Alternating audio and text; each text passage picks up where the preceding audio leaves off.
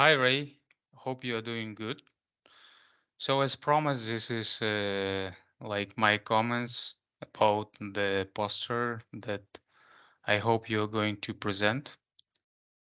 So, okay, let's get started.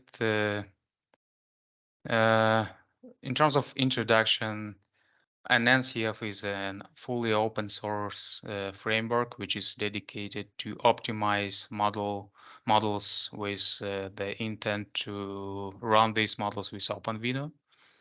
So originally it was immersed and designed as a PyTorch based solution. So like I think we started this project more than 4 years ago. But since that time it got like multi-framework model optimization tool. Now it supports PyTorch, ONNX, TensorFlow, and of course uh, OpenVINO intermediate representation as an input format. So it contains like post-training and training time optimization methods. From the framework coverage, uh, post-training methods are better represented for OpenVINO IR, while training time methods kind of has more representation in the PyTorch. So from the feature standpoint, so we support 8-bit static quantization as a killer feature. So as I mentioned, it's mostly for OpenVINO IR, but actually all of other frameworks also support this feature. But for IR, it can provide more accurate results, so to say, more accurate and more stable, just because we validate this feature on like a large variety of models which are in OpenVINO IR. So it also supports weight compression for large language models. We introduced this feature recently. Right now it's 8-bit weight compression. So it's very robust. You can use it for like uh, not just for really large models, but also for relatively small language models. And you can still see some speed up, especially if you run these models on the edge or client devices.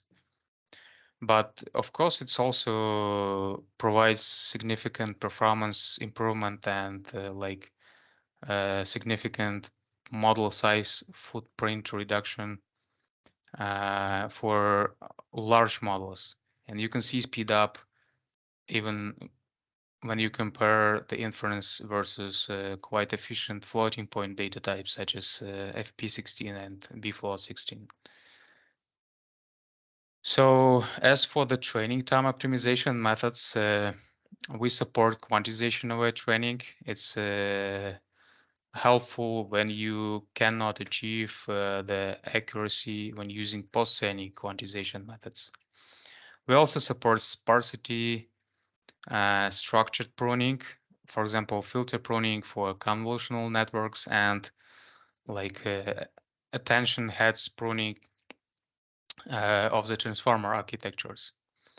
And the last feature is mixed precision quantization. It's basically experimental feature that we developed for NPU, but still there's no like hardware exposure, so to say. So OpenVINO and NNCF are integrated into the Optimum project. So it's relatively easy to use NNCF from the Optimum because it's mostly you mostly stay within the Hugging Face API, which is quite simple. So commenting on the diagram, so it's how we position our optimizations and how we recommend using optimizations. So starting from the framework model, we convert it to OpenVINO IR estimate performance. If it's good, so we go to the deployment. If it's not good, we like user can go and use post-training methods like quantization, post-training quantization, or just weight compression if it's LLMs. So again, you estimate the accuracy and performance. If they good, you go to the deployment. If they're not good, you can use training time optimizations. For example, 8-bit quantization aware training, or like pruning and sparsity. And interestingly, these methods can be stacked together. For example, for transformer architectures, we stacked these methods to the workflow that we called JPQD, joint pruning, quantization, and distillations. This is this is combination of 3 methods even. And with this approach, we are able to show quite decent results when optimizing, let's say, classical language models like BERT or BERTA and so on. So in one of the blog posts, we show like up to 10x performance improvement compared to the FP32 inference. So commenting on the API part, as you can see, NNCF is relatively easy to use. So if you look at the basic quantization scenario, so we start from the Torch model, we convert it to OpenVINO IR. Then we need calibration data set. It's basically the same data sets that you use with Torch model. It can be like a part of validation or training data set. It's actually annotated data.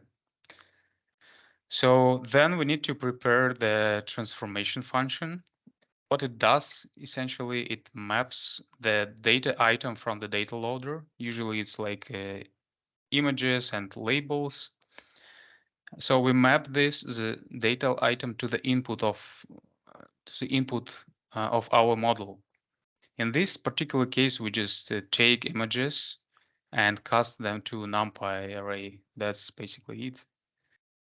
And then we wrap calibration loader and transformation function with an NCF dataset class. And here you go. You just call an NCF quantize method, and you get the optimized model, which in most cases is accurate as well. This is just because we're using some smart techniques like bias correction, channel alignment. This is for computer vision models. For transformers, we also use implemented and using smooth quant method, which is enabled by default here. So like you can expect pretty accurate results. For large language models, it's even easier. So you don't need data set. You just pass the model and like dummy input for this model. And here you go, you get the compressed model. For OpenVINO IR, you even don't need a dummy input. You just put like OV model here, and you get the compressed OpenVINO model. So in the case where the accuracy is not good and users prefer staying with the post-training methods, we also offer quantization with accuracy control.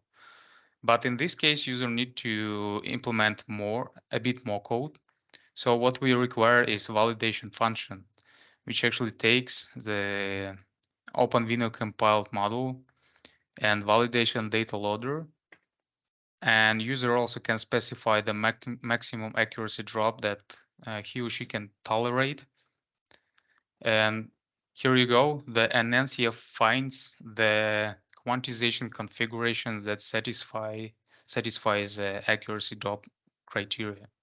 So essentially what it does, it tries to come up with a mixed precision model, which means that some parts of the model can be still in FP32 or FP16 precision, while the most of the model is quantized.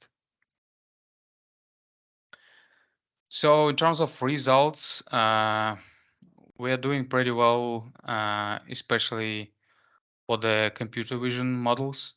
Like you can see some speedups for YOLA models. But to tell the truth, we support we support like hundreds of models.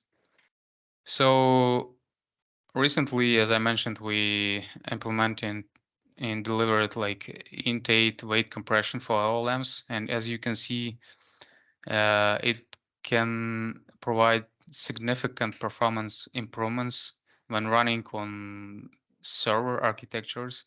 On client and edge devices, it's even better. So, and it works better not just for large models, as I mentioned, but also for relatively small models. So one of our recent achievements is like optimization of downstream stable diffusion model. Here we show how users can optimize, highly optimize kind of specific stable diffusion model which trained to the downstream task. In this case, this is like Pokemon generation task. We notice that our customers basically like tune stable diffusion models to the specific like generation task. Let's say Pokemon generation, I don't know, avatar generation, cat, dog generation, and so on. And here where we can like use our optimizations to get more efficient models. So I guess this is basically it.